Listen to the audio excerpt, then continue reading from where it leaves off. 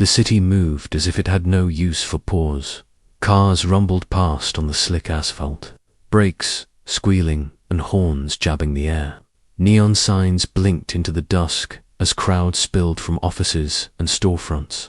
Laughter, conversation, arguments, all layered into the city's dissonant chorus. At the corner of Peachtree and Ellis, an elderly woman sat in a folding chair beside the crosswalk. She was small, frail in a way that made people look away without meaning to. Her spine curled gently forward, her grey hair tucked beneath a scarf. Her hands rested in her lap, folded over the top of a white cane worn smooth by time. She wasn't panhandling. There was no cup, no sign, just presence, like she belonged to the sidewalk itself. Eleanor Montgomery had been coming to this spot every Thursday for nearly 15 years. No one ever asked why. No one remembered. She listened to traffic, to footsteps, to voices. To his voice. Today, like every day, she sat in silence, breathing through the ache of waiting. Her sightless eyes blinked behind tinted lenses. She didn't cry anymore. She didn't need to. The grief lived with her, quiet and constant, like a hum in the walls of a house. You couldn't escape. A gust of warm air carried music from a passing car. Then a burst of laughter rang across the street. A boy's voice, a teenager's voice, casual light, joking with his friends. But the sound cracked through Eleanor like thunder. She straightened, her breath caught in her throat. Her fingers gripped the edge of the chair. That voice, it was older now, deeper, but beneath the layers of time, the rhythm, the lilt. She hadn't heard it since he was 4 years old, since the day they tore him from her arms. "Aaron," she whispered, barely audible, her pulse hammered. Her cane slipped from her lap and clattered against the pavement.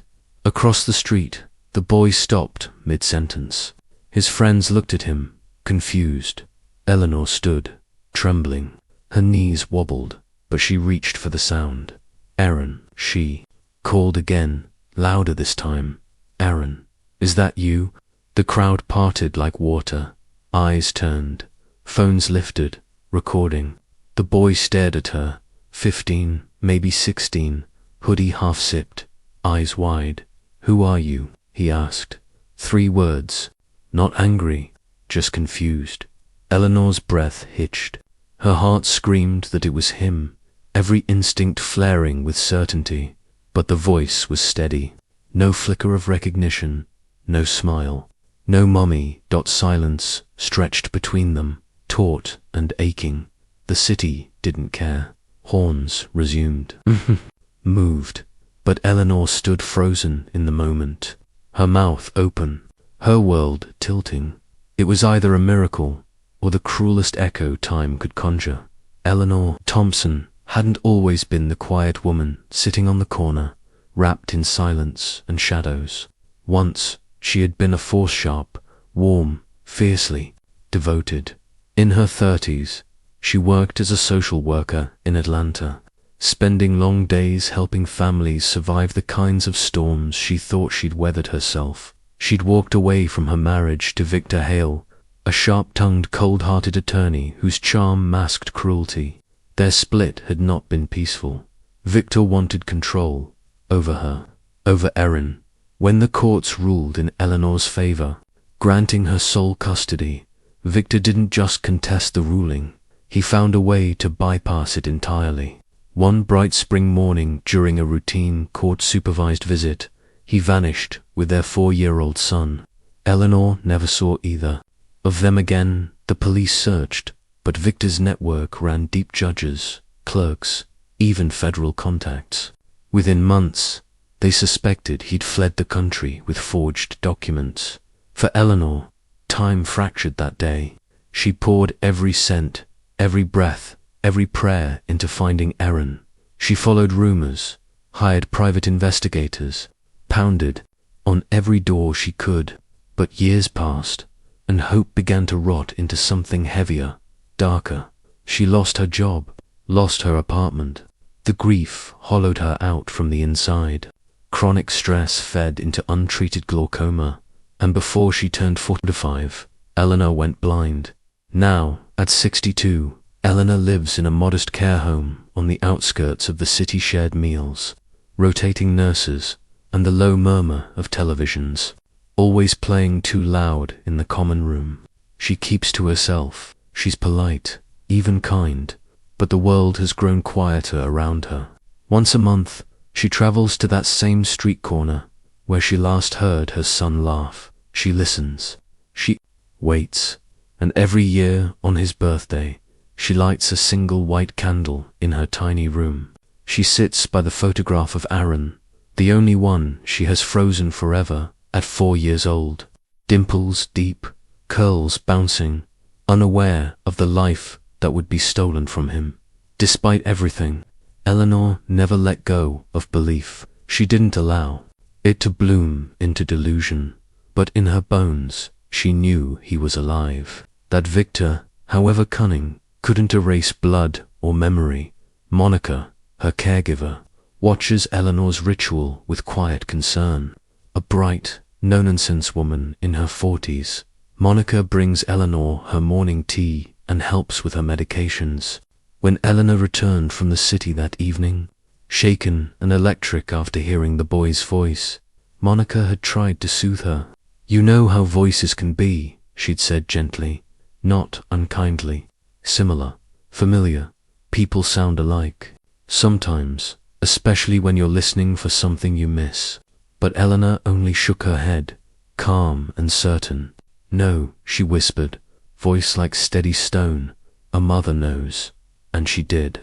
Even blind, even after all the years and heartbroken, that boy laughed across the street, something inside Eleanor lit up that hadn't burned in decades. A mother doesn't forget the sound of her child. Not in 1,000 lifetimes. The next day, Eleanor returned to the same corner, cane in hand, her steps slow but sure. She arrived earlier than usual, positioning herself precisely where she had heard the voice that had undone her. The city moved around her with its usual indifferent, impatient footsteps, car horns, laughter spilling from cafes, but Eleanor sat with unwavering purpose. Hours passed, her body ached, but just as the evening light began to tilt, she heard it again, familiar, warm, with that slight rasp that clung to certain words.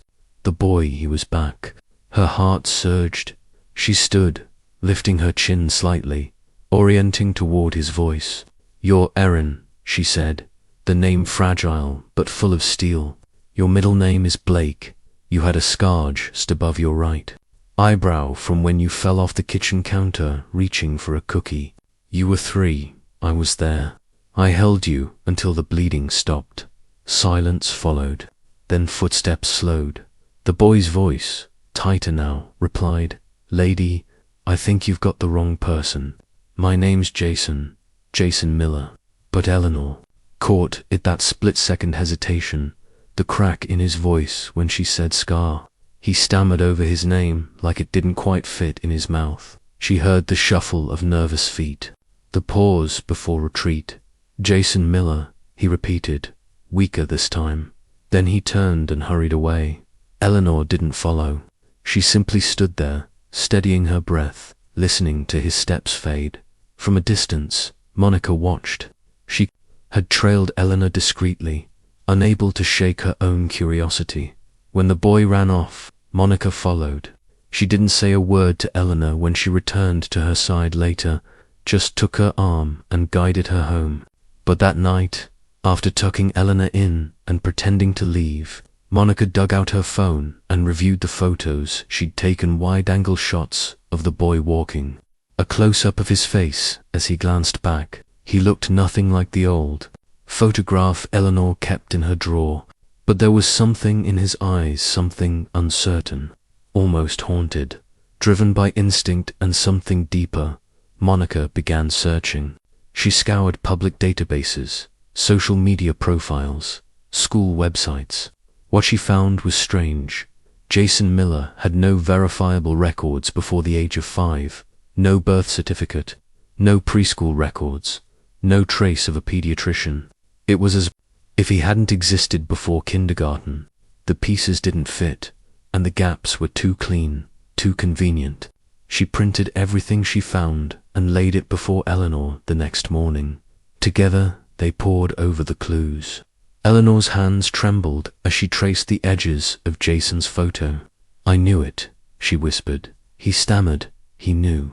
Still, they needed more than instinct. They needed someone who understood how to navigate the shadows Victor might have left behind. Monica made the call. Jordan Hill was a young legal advocate, sharp, principled, and relatively new in his practice. When Monica mentioned Eleanor's name, he hesitated. "I know who she is," he said carefully. Years ago, he had interned under Victor Hale, Eleanor's ex-husband, man whose charm barely veiled his ruthlessness. Jordan had left the firm, disgusted, but not before learning how Victor operated. When he heard Eleanor's story and saw the boy's photo, something shifted in him. He agreed to meet. As Eleanor recounted her memories, her losses, and her certainty, Jordan listened intently, his jaw tightening. The boy may have walked away, but Jordan knew this wasn't over. Not yet. Jordan's investigation turned up more than Eleanor could have hoped for and more than she was prepared to bear. After weeks of pulling threads and filing information requests, he uncovered a paper trail buried under layers of deception. 13 years ago, Victor Thompson had legally changed both his and Aaron's names, becoming Richard and Jason Miller, respectively. The records were buried in a quiet courthouse in Missouri under sealed motions and loopholes Victor had exploited with surgical precision. The more Jordan uncovered, the clearer the picture became. Forged medical documents, enrollment in a new school under a different birth date, a carefully constructed lie to shield the truth. Jason Miller was Aaron Blake Thompson, but knowing the truth and convincing Aaron were two different battles. Jordan arranged a quiet meeting. Aaron arrived reluctantly, wearing a hard mask of suspicion. He sat across from Eleanor with his arms folded, jaw clenched, eyes darting toward the exit. "You have no right to contact me," he said sharply. "He told me everything. You weren't there. You left." Eleanor didn't flinch. Her voice trembled, but it held. "I was there, Aaron. Every single day. I searched for you. I never stopped." "He said you were a junkie," Aaron snapped. "Said you disappeared. That you didn't want me." Eleanor reached into her bag and gently pulled out a small, worn teddy bear. Its fur was faded, the stitching on its left ear barely holding. "You called him Mr. Hugs," she whispered. "You took him everywhere, even to the doctor. You used to sleep with one hand on his foot so no one could take him." Aaron stared at it, his mask slipping. "If only for a second," she continued softly. "You hated loud noises. The vacuum terrified you. You had a peanut allergy so bad, I kept an EpiPen in every coat pocket. I used to sing Moon River to you every night. You always made me sing it twice." His lips parted slightly. He didn't speak, but she saw it, the confusion rippling behind his eyes, the old certainty beginning to tremble. He stood suddenly. "I don't know what this is," he said, voice cracking. "But I can't. I need to think." He left. And Eleanor didn't stop him. She sat quietly after he'd gone, holding the bear against her chest like a prayer. Jordan, standing beside her, watched with cautious hope. "He heard you," he said. "That's more than we had yesterday." But not everyone was ready to let the truth come to light. Victor found out Eleanor was digging. Old contacts warned him that files had been accessed. One morning, a thick envelope arrived at Jordan's office, says Sandercist letters laced with threats of defamation, harassment, even legal action.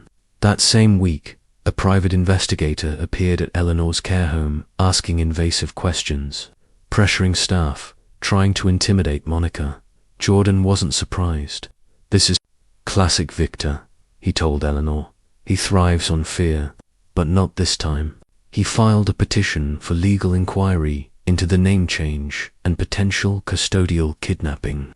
As the case moved into court, local media took interest. A blind mother searching for her long-lost son, who may have been stolen by a powerful father, was a story that tugged at hearts and headlines.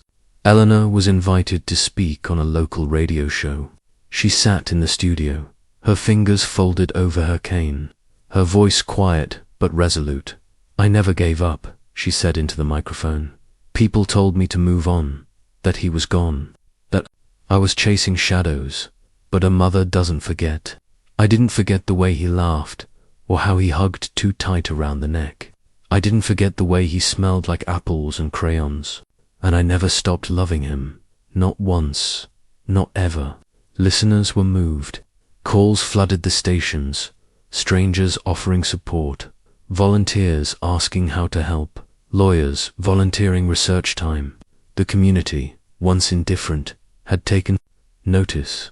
But as public momentum built, so did the pressure on Aaron. He avoided school for days. Friends began to whisper. The man who raised him, his father, or so he thought, was suddenly being painted as a liar. His identity, the life he thought he understood, felt like a costume someone had dressed him in without his consent. When he finally met with Jordan privately, his voice was hollow. "What if it's true?" he asked. "What does that make me? Who am I if everything I was told is a lie?" Jordan leaned forward. "You're still you, Aaron, but you deserve to know where you came from. You deserve truth, and you deserve the choice." It wasn't a resolution, but it was a crack in the wall, and Eleanor, waiting with the patience of someone who had lost everything once before, knew that sometimes cracks were where light got in. The courtroom was a study in contrast. Sat cool and composed in his tailored suit, his every movement practiced, his voice steady and precise as he spun the narrative he'd honed for years. With unnerving calm, he painted Eleanor as unfit, mentally unstable, and drug-dependent. He spoke of sleepless nights, fearing for Aaron's safety, of court systems that failed to see the danger Eleanor posed. He described himself as a reluctant protector, a father who did what he had to in order to save his son from a life of chaos. The gallery listened in uneasy silence, and for a moment, even the judge's gaze narrowed in scrutiny toward Eleanor. But then Jordan rose. He moved with a quiet intensity, his voice low but razor-sharp as he began dismantling the lies brick by brick. He submitted copies of Eleanor's clean medical history, documents from the original custody hearings, and testimony from her former colleagues at the Department of Human Services, men and women who described her as level-headed, dependable, fiercely devoted to her child. Each file, each statement chipped away at the image Victor had worked so hard to construct. Then came the turn no one expected. Jordan reached into his case file and produced a flash drive. "With the court's permission," he said, "I'd like to submit an audio recording as evidence." It was obtained during a private meeting between myself and Mr. Thompson, in which Mr. Thompson was unaware he was being recorded. Victor's composure faltered for just a second. He leaned forward, frowning slightly. The judge allowed it as the clip played over the courtroom speakers. Victor's voice filled the room, smug, unguarded, unmistakable. "Of course, I changed the records," he said, laughing softly. "You think I was going to let some sad, blind woman raise him? She was spiraling. I just nudged things along. You fake a few psych reports, whisper the right things to the right people, and boom, everyone's nodding along. I saved Erin. She was too weak to be a mother." The words hung in the air like smoke. A collective stillness fell over the courtroom. For a heartbeat, no one moved. Victor's face paled, his jaw twitching with the first signs of panic. His mask cracked open as the realization hit. His lies had caught up to him in the gallery. Erin sat, frozen, the blood draining from his face. The voice on the recording wasn't just the man who raised him, was the man who had built his entire reality, his memories, his identity. And now, piece by piece, it was falling apart. He rose slowly, trembling, and without a word, pushed past the wooden gate and walked toward the exit. The courtroom didn't stop him. No one called out Eleanor, seated quietly near the front, heard the shift in footsteps and instinctively reached out as he passed. Her hand found his dot. Aaron stopped. Just for a moment, he didn't speak. His chest heaved with the weight of too many emotions, too many years of believing the wrong story. But he didn't pull away. He held her hand tightly, like a boy who didn't know what came next, only that, for the first time, he wasn't alone. And for Eleanor, that touch was everything. Victor was arrested within days of the trial's conclusion, charged with fraud, kidnapping, and perjury. His carefully constructed life unraveled under the weight of the truth, and for the first time in nearly 2 decades, Eleanor breathed without fear. But she didn't celebrate. She didn't gloat. When asked by reporters how she felt seeing her ex-husband taken away in cuffs, she only said, "Justice was never about revenge. I just wanted my son to know the truth." In the quiet that followed the chaos, Aaron returned Aunt as the lost boy she once cradled, but as a young man full of doubt and grief. He sat across from Eleanor in the garden outside her care home, words caught in his throat. "I didn't remember you," he admitted once, voice cracking. "Not really." I believed everything he said. Eleanor took his hand in both of hers and smiled, soft and forgiving. "You were never at fault," she said. "You were just a boy. I don't blame you for forgetting. I only thank God you're alive." What followed wasn't an instant reunion, but a slow, fragile rebuilding. Aaron began visiting every week. He asked questions about her life, about his childhood, about the lullabies she once sang, and the birthday cakes she used to bake. Eleanor answered each one with patience and tenderness, never rushing, never pressing. They shared meals, sat in silence, laughed sometimes. He brought her books on tape. She taught him how to walk with his eyes closed, how to listen to the world. It was quiet healing stitched together moment by moment. Monica, ever watchful and deeply moved by Eleanor's journey, encouraged her to tell her story beyond the courtroom. With her help, Eleanor began speaking at advocacy events for blind parents and survivors of parental abduction. Her once silent pain became a voice for thousands who had never been heard. Soon, local interviews turned into national features. Her story of grief, hope, and quiet courage struck a chord across the country. She didn't speak with bitterness, only with grace. "I lost my sight," she once said in a televised interview, "but not my vision. I knew who my son was. I never stopped knowing." Meanwhile, Jordan's work didn't go unnoticed. His dedication to Eleanor's case earned him not only a promotion, but the credibility to open his own legal foundation, focused on fighting abuses in custody battles and giving voice to parents, especially mothers who had been silenced by wealth and corruption. He named the foundation the Eleanor Project, and Eleanor, humbled but proud, attended its opening as the guest of honor. She no longer sat quietly on street corners, waiting. That part of her life had passed. Now she stood before crowds and cameras, speaking not as a victim, but as a woman who had reclaimed everything that had been taken from her. Eleanor Thompson became a symbol of resilience, not for her suffering, but for her steadfastness. She had once been invisible. Now her story made sure others didn't have to be. The evening was quiet, the kind of stillness Eleanor had come to cherish. She sat in her favorite armchair, hands folded over the curve of her cane, the radio murmuring soft jazz in the background. The scent of chamomile tea lingered in the air. Outside, crickets sang. Inside, peace finally lived in her bones. She didn't hear the door open, but she felt the presence before he spoke. Aaron, moving gently, as if afraid to disturb the moment. He sat beside her, close enough that their shoulders brushed. Then, without a word, he placed something small and square into her hand. Her fingers closed around its plastic smooth edges. A voice recorder. She tilted her head, curious. What's this? Just press play, he said softly. She did. His voice, clear and steady, came through the speaker. Mum, he began, a hitch of emotion tucked beneath the word. I thought, I lost you. For most of my life, I believed you were gone, that you didn't want me. But I realized now it was me who was lost. I was chasing something that wasn't real. And all this time, you were waiting. You never stopped.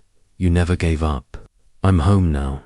I don't remember everything, but I remember you, your voice, your love. I wanted to say thank you for finding me. Tears spilled down Eleanor's cheeks, warm and silent. Her thumb brushed the pause button, and for a moment, the world was still again. She turned her face toward him, a soft smile trembling on her lips. I hear you, Erin, she whispered, her voice barely audible. I've always heard you. They didn't speak after that. They didn't need to. They just sat, together, hand in hand, heart to heart, not broken, but whole.